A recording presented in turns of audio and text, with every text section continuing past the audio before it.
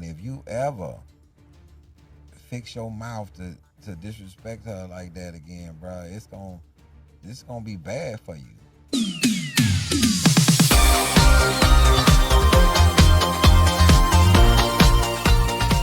Hey, it's your girl B, and welcome back to another episode of Celebrity Truth or Dare. Okay, so today's guest is one of the most watched comedians in the world right now, Ali Siddiq.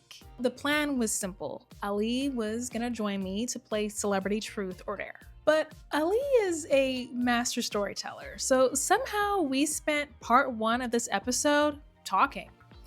Which honestly turned into a great conversation about comedy, independence, and the journey that got him here. So part two is where the actual game of Truth or Dare begins, so stay tuned for that next. Now sit back, relax, because you work too hard not to. Grab yourself a snack and enjoy the show. Welcome to Celebrity Truth or Dare. Okay. You're already giving me tips and advice. I got all these ideas now. I gotta do that. I have to do that stink bomb. I have to try. Oh, you have to do the stink joint. You have to do it. So it's called a stink joint, not a stink bomb. No, it's a stink, but joint is like a slang word. So I told you, ask me to speak another language, slang. So yeah, it's like the stinkiest joint that you can find. It's you got to look it up. You just release it, open it up, and it's in a thing, and you turn it like, oh man, it's so bad. Oh, I have to try it. It's like it smells awful. Like just Google the worst scent ever. It should come up. Yeah. Thank you for having me. Absolutely. You look great. We're both in our Canadian tuxedos. Yeah, didn't even know that you was Canadian. No, it's not hilarious. And we didn't exchange notes ahead of time. We're just matchy. Yep, not at all. Yeah. Yeah. Hey, this is comfortable. Yes. So you're on a huge winning streak and you're doing it all independently. Wow. Isn't that incredible? I'm blown away by your success. Truly. I'm blown away by it. I'm amazed. Yeah. It's been a great ride, thus far, and it's only getting better, due to me putting out so many specials. Right now we have out Mondays, getting ready to drop My Father. Yeah. So Domino Effect. I've just NAACP Image Awards right now for my two sons. So, we having a good run. Domino Effect got what? Is it 47 million views? Crazy, right? That's insane. It's weird. Okay, so you have reached a level that most comedians never reach, and you're doing it all on your own. What is it that you're doing? What is it that you're delivering that's keeping those audiences coming back? Just honest stories. I think that's the connectivity between me and the audience, that I've tapped into just the human side of life. Mm-hmm. I'm not making up anything. I'm not going on the news. I'm not being political. I'm just day-to-day things that just happen to you day-to-day in life, and just telling my own story. It's weird for me to do all of these specials and I'm not talking about anybody else but myself, mm-hmm. And my actual family, my immediate family. So, no Donald Trump, no political satire, no giving salacious information about other people. It's just mm-hmm. what I got going on, which is great, which is a great feeling to be in that space where I can just talk about me. Yeah. No, it's so interesting because I think that storytelling like that, when you're speaking from the heart, speaking from your history, you are connecting with the audience and they see themselves in you too. And you've had the struggle. I mean, I feel like the cards were stacked against you. Nothing was just handed to you. What's weird is I stacked them cards myself. I come from a pretty good family, very educated family, and then I decided that I wanted to be in the streets and make these mistakes. And I think when people start watching Domino Effect and they start getting into the story of that, I was really forthcoming about, I didn't need to be out there. My mom had a job, my mom had a career. I wasn't really wanting for anything. It's me making bad decisions on my own, And I used to always say when I was locked up, I was like, yo, am I the only person here guilty? He used to be like, we didn't do anything. Okay, so nobody did nothing but me. It's crazy. Yeah, so, yeah. you know, just being honest about the mistakes, and then letting people know you're not your mistakes. You know, everybody make mistakes. Mm-hmm. You know, you have missteps, but that's not the end all be all. And I really feel like now, where I'm at now is because I used to say this. People used to ask me, when you think you're gonna blow up? Okay, that's blowing up is kind of a self thing. Like, what do you mean by blowing up? Like, mean like not having to work for nobody else and be able to take care of your family, or famous? You know, it's a difference between being famous and being popular. You know, I don't have the desire to be famous. I just have the desire to be able to provide for my family and be a light for my community. You know, the same community I was destructive in. And I used to always say, I'm going to, quote unquote, for lack of better terms, blow up when I pay the universe back for the damage that I've done. You know, and I feel like, you know, I'm getting some of those blessings because I do so much in the community, and that I'm kind of paying it back. So that's a big thing to me. Yeah, I think you hold yourself to just a very high standard. I don't think you're giving yourself enough grace. I mean, you were raised by a single mom. And I recognize your story and your dad walking out, because I had the same thing happen to me. And I recognize that heartbreak, like early on. I mean, how old were you when that happened? You know, my dad left at 3, but then 7 years later, I went to live with him. You know, so I lived with my dad from 10 to 14. Okay. Then I went back to my mom. I probably should have never lived with my dad. You know, because some things that we look at as bad is actually grace from struggles that you could have. So the new special that I'm getting ready to drop is called My Father. And I'm kind of fixing those ideologies that people try to hold on to. Like, I'm not the person that's going to hold on to, oh, I had a absentee father. My father wasn't the worst. He just wasn't ideal. You know, he wasn't the father that I saw on television, you know, but he did give me some things. You know, like, the reason I don't work for anybody is because of my dad. My dad told me when I was 6, hey, the same energy that you can put in for somebody else, you can put that in for yourself. I wear a lot of tailor-made clothes because of my dad. My dad never wore anybody else's clothes. He always wore his own tailor-made suits. I play chess because of my dad. You know, I'm a good businessman because of my dad, and all the rest of the things that complement that is because of my mom. So but I also am a good father, not based upon my mom, it's based upon my dad. Interesting. Yeah, because I never wanted my kids to look at me the same way I looked at my dad for years. Wow. So that motivation of not ever disappointing them, and, you know, my dad was fun when he was around. My dad was fun too. Yeah. A fun dad, but it made it more heartbreaking when he wasn't there. Yeah, because of the fun. Like, I didn't want to think about what it could have been like if he was always there. You know, I just relish in the times that he was, and so I don't harbor, because I don't know what his past was, you know, until later on.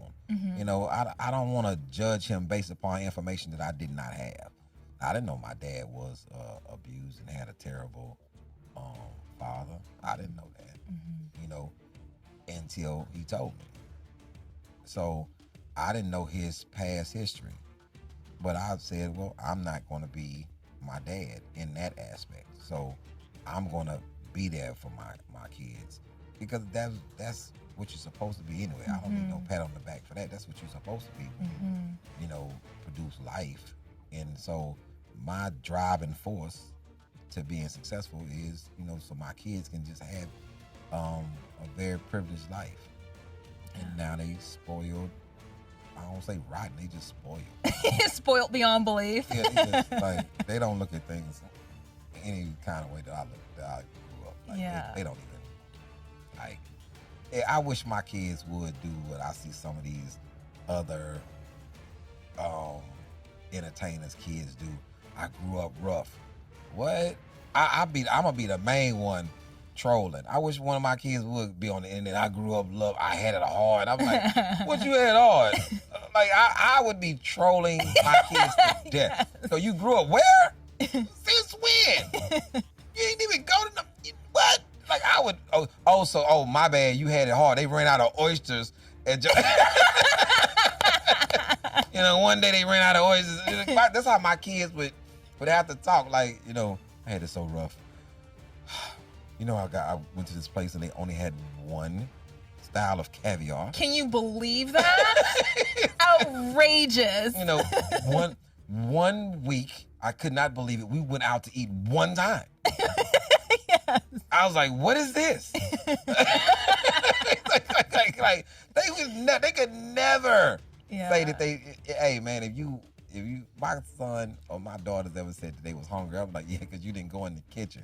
Go in the kitchen and grab the food that's already in there. Already in there. Like, like we had it hard. Oh yeah, you had it hard. You had a design. Your bedroom is designed for you. That's nuts. Like you literally, a designer came in and, oh, my bad, your name is on the wall. It didn't light up one time. Changed your mind on the color. You're a wild person.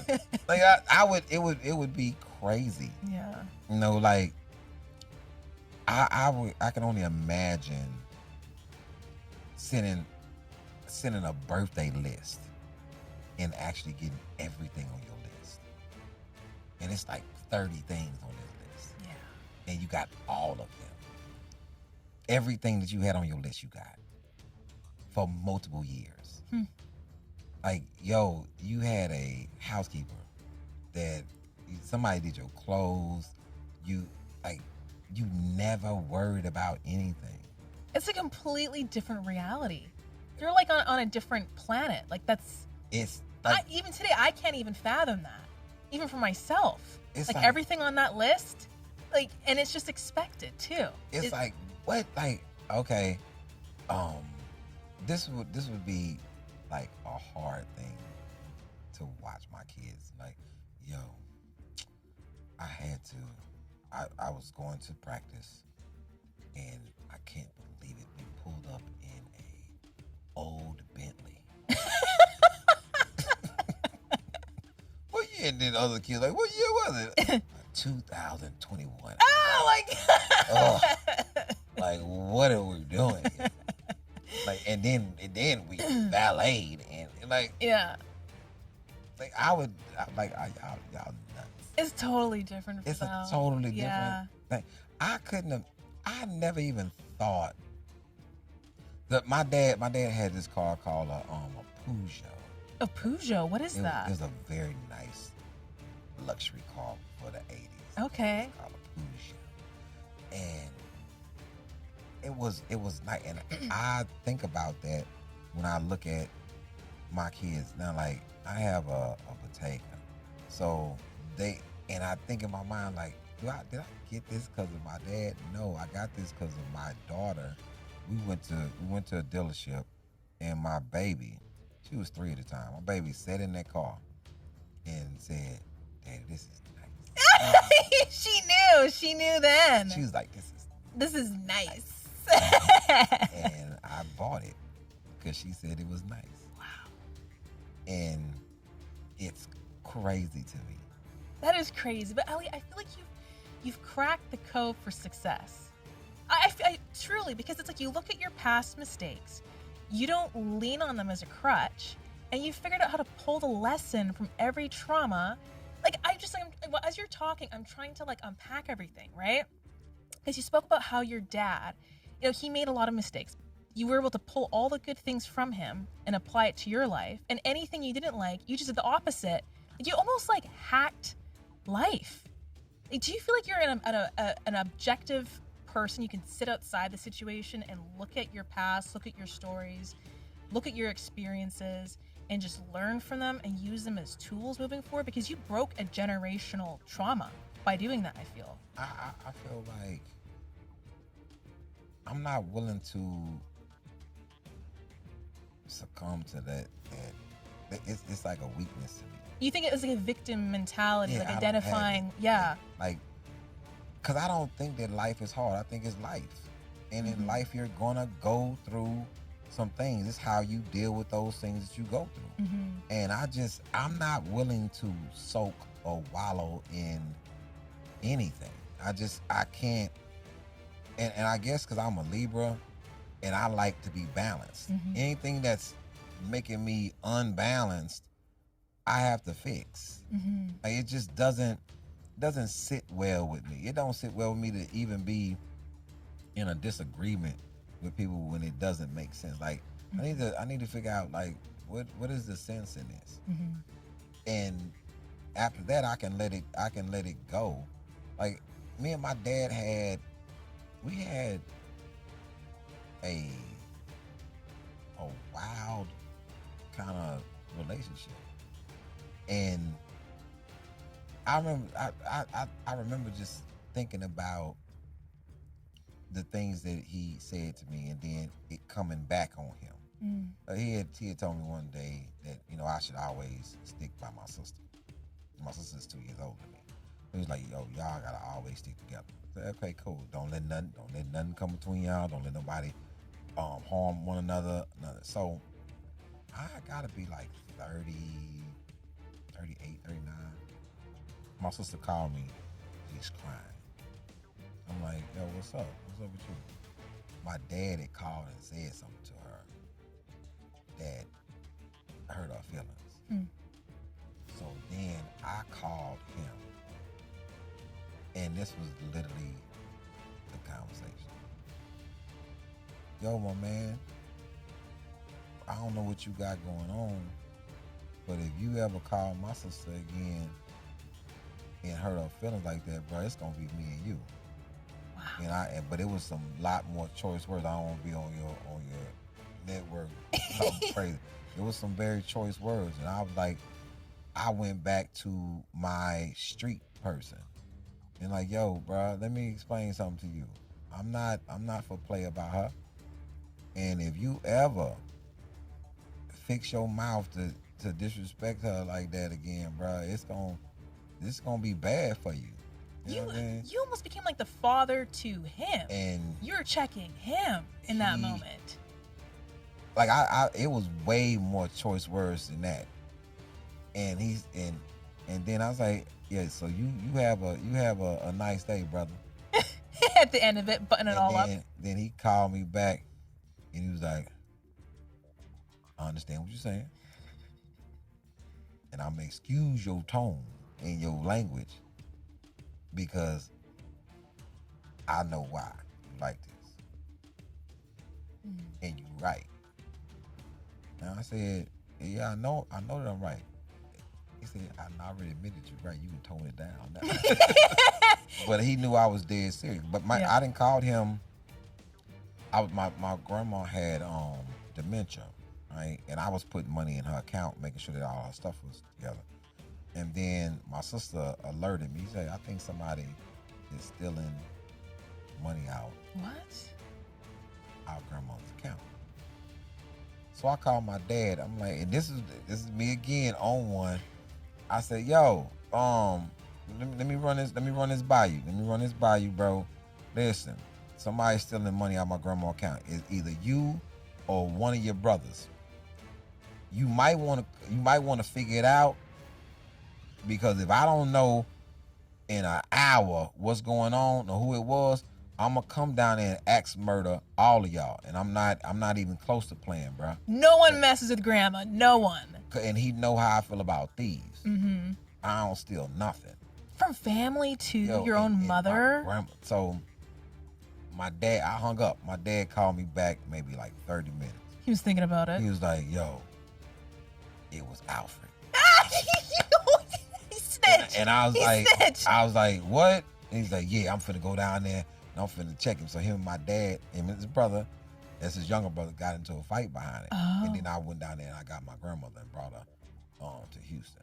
Okay. So I'm like, yo, bruh, yeah, cause he like, yo, I'm telling you, My Uncle Mac always say, man, that boy ain't for play. Mm-hmm. He say, we raised him, so we know how he is. Like, bruh. But I have a real love for my family, but I can't take no thief. You know? No. So my dad, he's like, yo, he's been like this for a long time. Like, yeah. Like I've never, my dad would tell anybody, man, that man not for play. Yeah. Cause y'all don't understand his mentality. I don't do nothing to nobody. Mm-hmm. But once you do something like to family or myself, you gotta deal with what comes with that. Mm-hmm. And in everything I try to stay balanced. Did I want to talk to my father like that? No. But I didn't want what was happening to be happening either. Mm-hmm. Yeah. So me and my mom don't have the same relationship. If I need something or I'm just want to talk, I call my mom. And my mom has made her own mistakes. You know, but how couldn't she make mistakes when she was under that much pressure? You know, my mom 20 years old with 2 kids. Mm-hmm. Going to school, working 2 jobs and going to school without no help. So it's gonna be some mistakes she's gonna make. Yep. You know what I'm saying? So I give her the grace on that. But sometimes I need my mama and she'll be on some something. I'm like, yo, that ain't what I need right now, shorty. I need I was like, yo, man, I need this. And my mom be like, okay, we'll talk about it. Man, I don't want to talk about it. I want you to fix it. Yeah. You know, sometimes especially like with my girls. Like I have girls. So sometimes I need my mom to be the grandmother, but she don't be wanting to intrude. No, do what you would have did with me. You would have intruded on me. I don't be wanting to hear that. I don't want to intrude nonsense. I'm like, yo, mom, let me call you back. And she'll call me back because she know I'm mad. Hey, what you want me to do? Yeah. I told you I want you to call and ask that girl why she doing it. It's like, yo, so it's different relationships, and I think that my balance in life is different. You know, so I have a healthy respect for freedom and a healthy respect for life because I think about death every day. Somewhere between the first warm weekend and realizing short season is coming close, eating well suddenly stops feeling optional. But when you're busy, cooking healthy meals can feel impossible. That's why I started using Factor. These are fully prepared meals designed by dietitians and crafted by chefs. So you're getting balanced meals without all the planning, shopping, and cooking. I tried the peppercorn spice filet menu after a workout last week, and honestly, it felt like the perfect recovery meal. It was flavorful, filling, and the kind of meal that makes you feel like you made a really good decision for your body that day.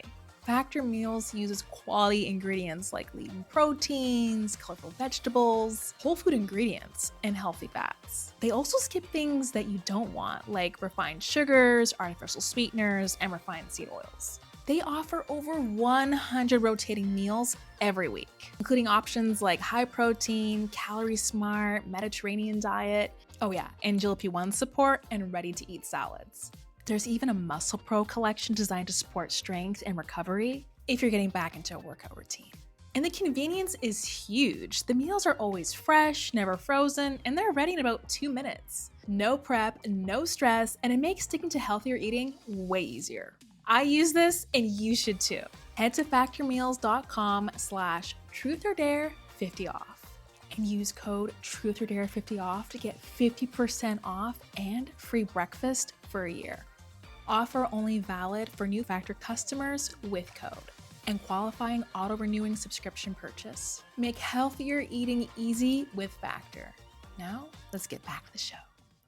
Every single day. You know what's crazy? I think about my mortality too, a lot. And it's not in a weird way. It's in a way that it motivates you to do all the things that you want to do in life. Because you don't have, people don't understand, they don't have the time that they think that they have. It always feels like you got more time than you really do. And you time just don't. goes by so fast. You do not. I want people to understand they do not have the time. Yo, man, if you trying to do something, do it. Start it. Yeah. You know what I'm saying?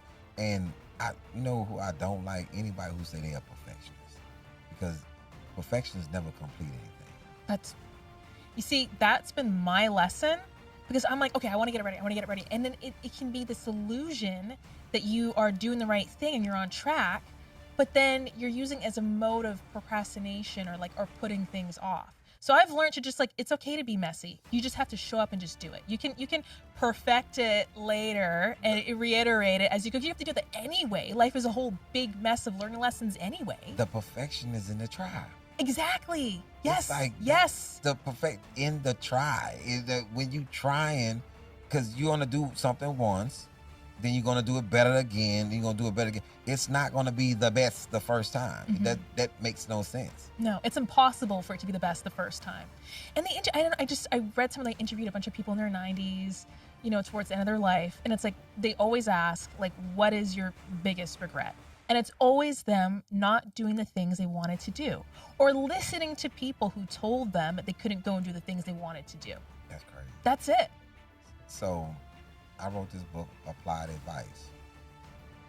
This is the 13 things that pushed me towards where I'm at now. And I took that advice of people who I respected and people who were doing the things that I wanted to do. And I took their advice and I applied it. I didn't just take their advice. I didn't just hear it. I actually applied it to what I was doing. And that seems better than being a mule with advice, because a lot of people are mules with advice. They just pack it on their back and they don't carry it. They don't use it. Yeah. They don't use it. So what is, you didn't waste your time and the person's time that gave you advice. You know what I'm saying? So I'm not in that space to where I don't want to do that. I just want to be free and free to express what I got going on, not infringe on anybody else's freedom, being courteous, and just staying balanced in what I'm doing. So my code to life is really trying with everything I want to try, being as forgiving to myself as possible, because a lot of people don't forgive themselves for mistakes, and they don't forgive themselves for mistakes that happened to them that was orchestrated by somebody else. You're not your mistakes, and you're not other people.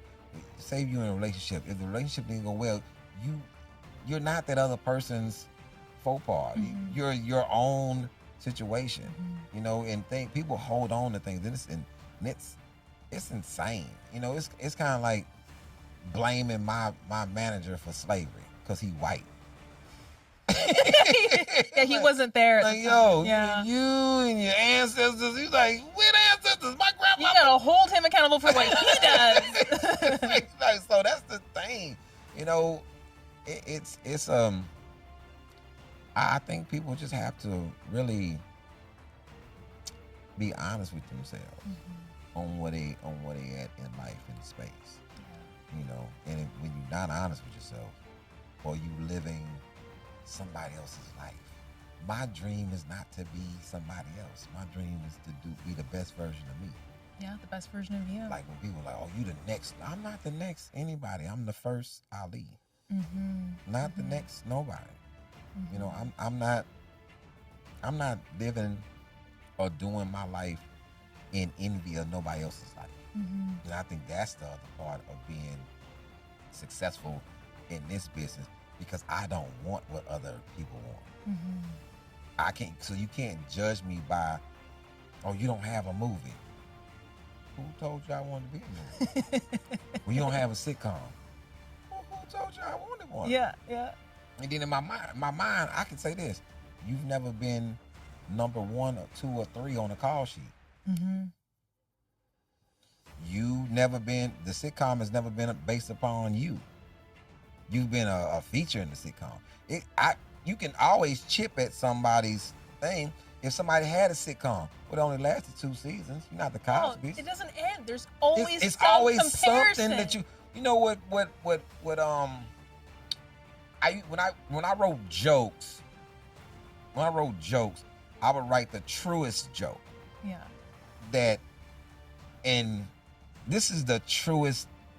This is the joke that changed a lot of my thought patterns on somebody else's stuff, right? You think you can make a millionaire feel bad? I think you can. You can always make someone feel bad. You can always make somebody feel bad. So watch this. A millionaire, right?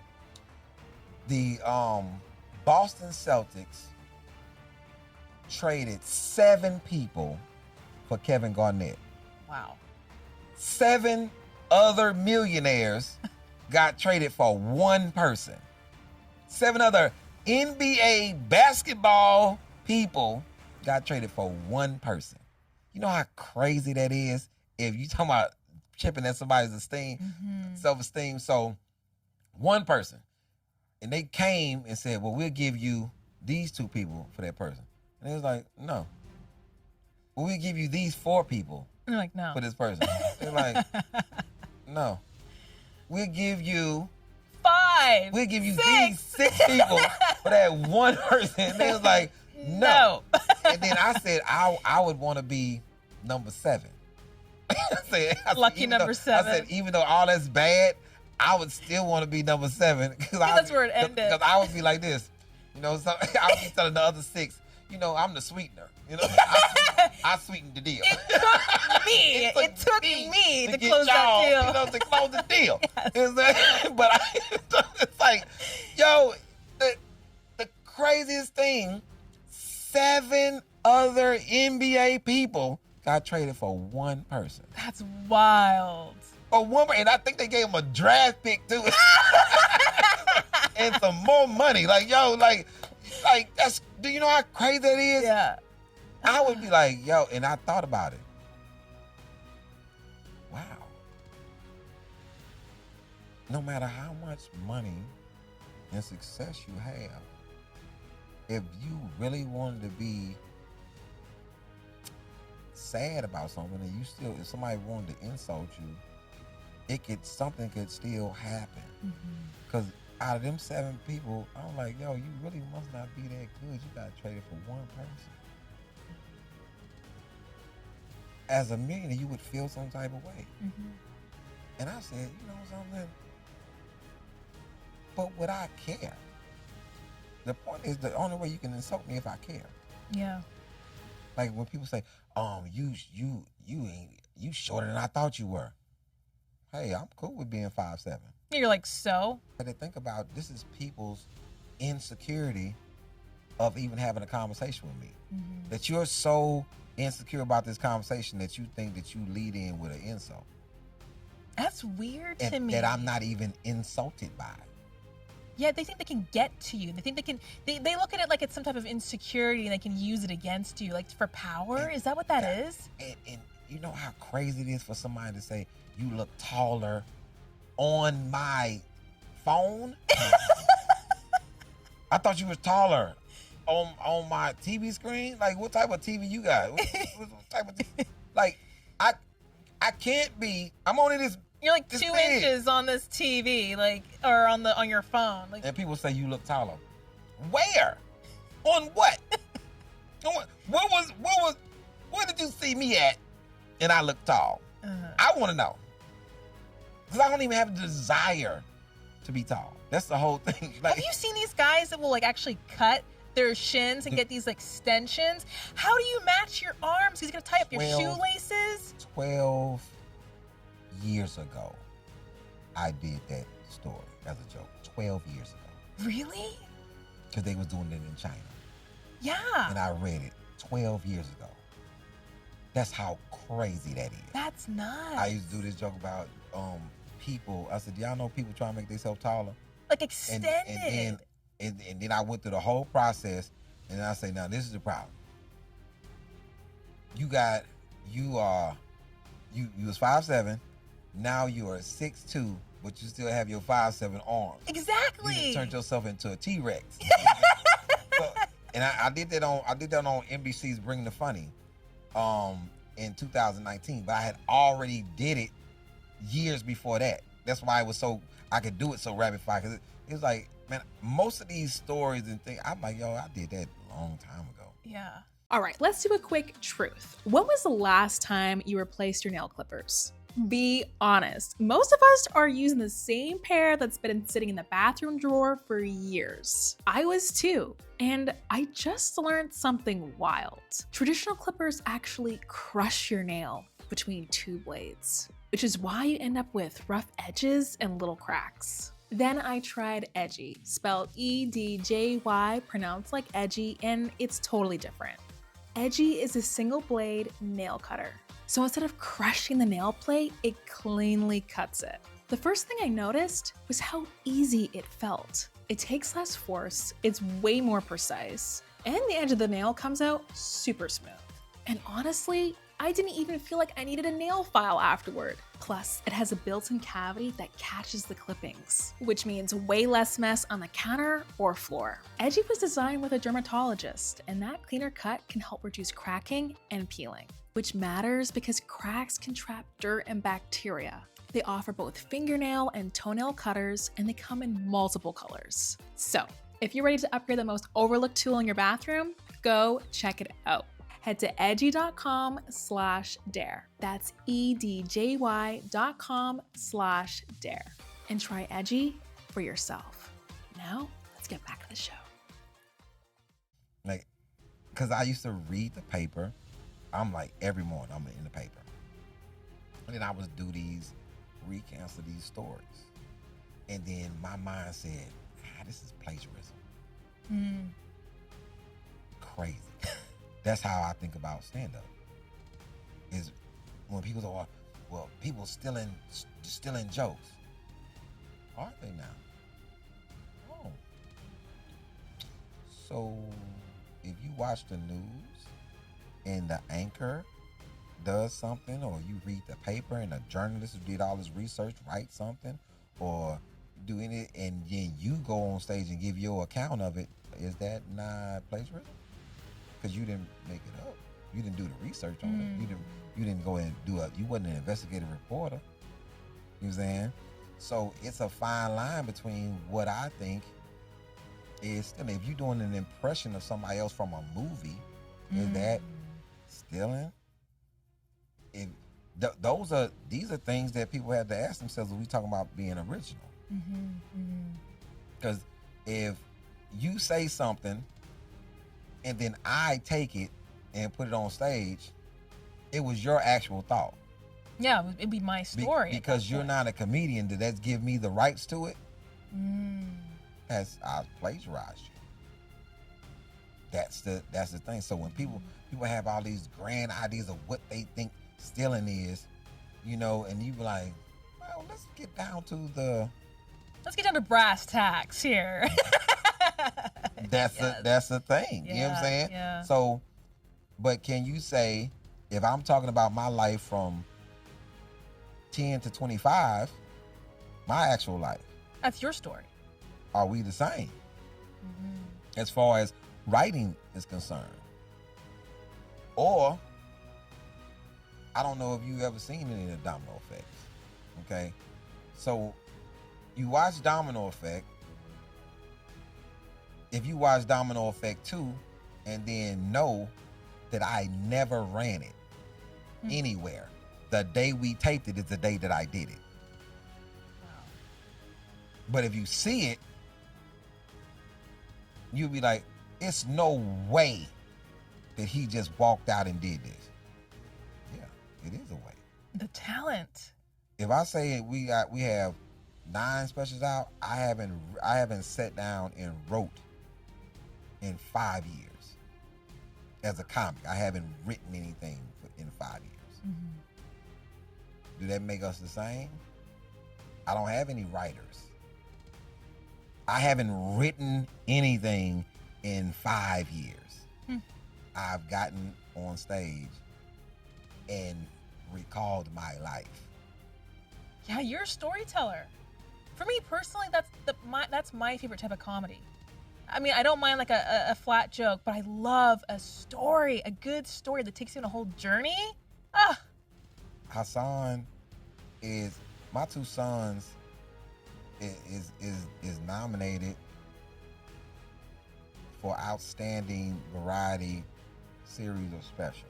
that's the NAACP Yeah, the awards. the NAACP awards, right?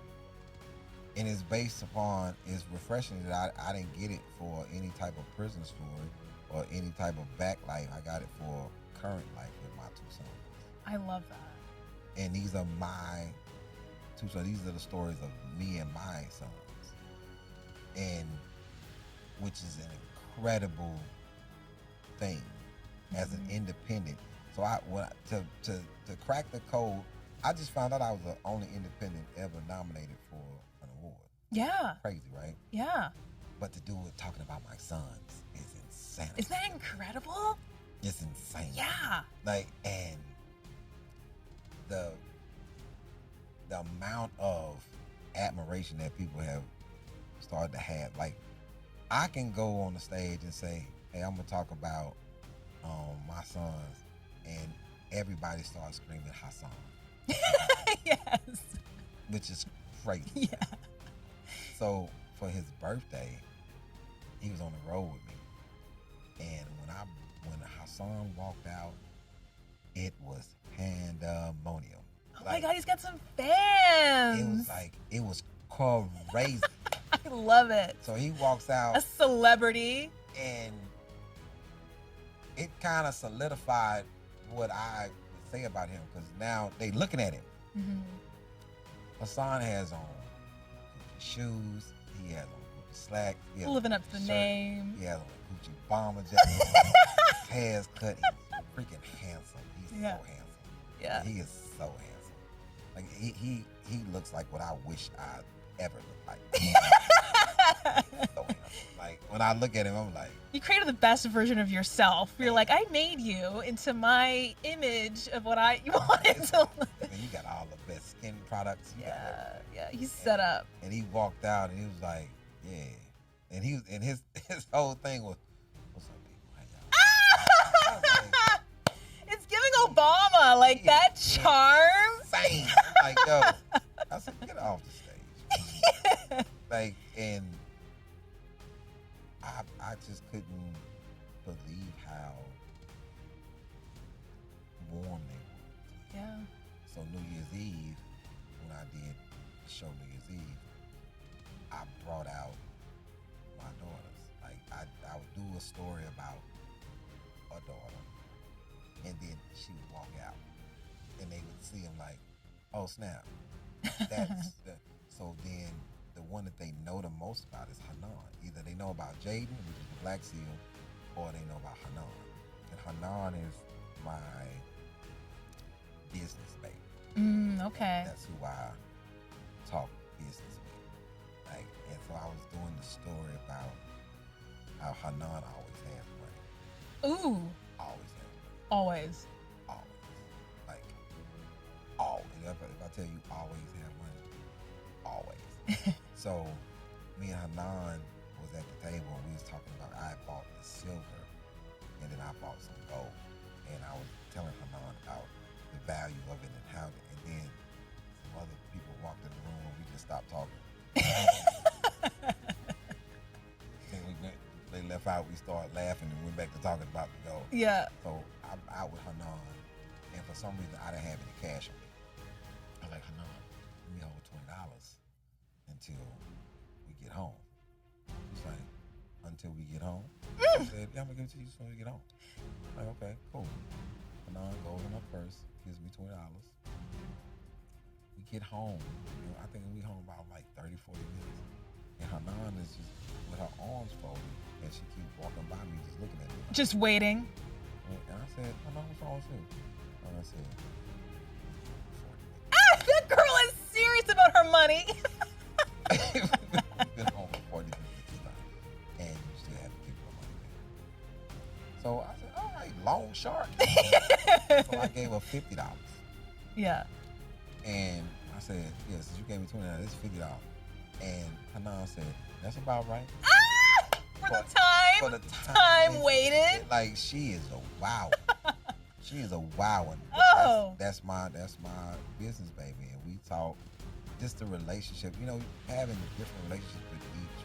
Like I have Helena. Helena, I call her Chunky Champ. Chunky Champ is an ice skater. Oh, okay. So 11 competitions, 2 silvers, which was her first competition. And then when she moved up, she got another silver. But she has 2 silvers and 9 golds. Wow. So An Olympian in the making. So she has all these Olympic coaches, and they like lobbying for her, and she's like, and I'm honest to you. So Chunky Champ is like locked in to ice skating. The same way I'm locked in the same way. Yeah. Like I can see it. Like That is her passion. That is like she is her source. She's been skating since 6. Wow. So in 2 years, she's been really 5 because she turned 6 when she first started. So she went on a Wednesday. We just happened to be in the mall. We went ice skating. She's on the little blue skates. Then she had a class on a Friday. Sunday she was on an ice skating team with a coach. What? And since then, her coach was Hope, our first coach, which was Disney. She skated for Disney. Oh, cool. And now it's 2 Olympic coaches. She go to these camps, and everybody to look at people on TV and they know her. Yeah. That's in the Winter Olympics, and like, oh, they know. Yeah, no, her future is paved. Her future is paved for her. And That's incredible. Just keep it fun. Like if she doesn't want to skate, it's like something's really wrong. Yeah. And then you talk to her, and then she get out there, and then you see her start to light back up. Like something had to be wrong when she wasn't feeling it, but she always sees it through. It's like it's crazy to watch it. Like you're watching a version of yourself become different, you know. And you have Shad. Shad is my veterinarian who loves animals, like all these birds and lizards and all this stuff. Speaking of birds and lizards, we've got some crickets and larvae that you're going to be trying today. I tried to talk you out of it. Like, let's be more interested and see what we want to do. And You're going to buy yourself all this time? Like, no. Let's stretch out the story. Like, no, we eating something. We're eating some critters today. It's like the new Joe Rogan when he was on the FX Factor. What was it, Fear Factor? Fear Factor, yes. You would be the worst. Timon and Pumbaa food. Like, yo, that'd be crazy. And he was like, yo, you going on Fear Factor? Who's the host? He was like, not this lady. He was like, I'm not gonna eat a roach in front of this lady. She's like, no, we are doing it. We are doing it. Okay, so that was part 1 with Ali Siddiq. Ali definitely managed to talk his way through this episode, but in part 2, there's no more stalling. And that's when we spin the wheel of misfortune. Ali faces some brutal dares, including eating bugs. And then we finish with the world's tiniest, hottest chip challenge with no milk, which almost took us both out, by the way. So if you want to see how that all goes down, make sure to watch part 2. And as soon as the episode is out, you'll find the link in the description bar below. This is your girl B, and I'll see you in part 2.